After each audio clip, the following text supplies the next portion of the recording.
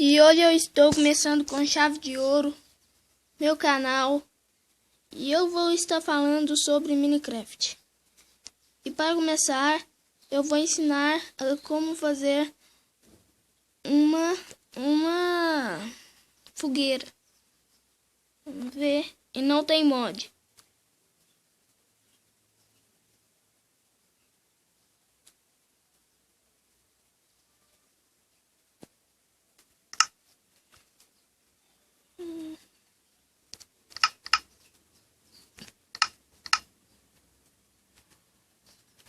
Aqui, ó.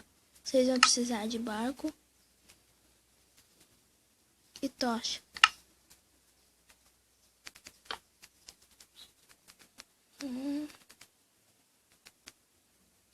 Vocês clicam na tocha.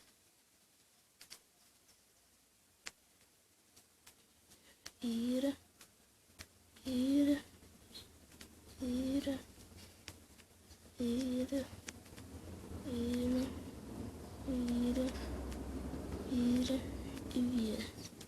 Aqui, ó. Pronto. Esse vídeo foi muito curto, mas eu vou estar ensinando a fazer outras coisas que tem no MCPE. Então, tchau.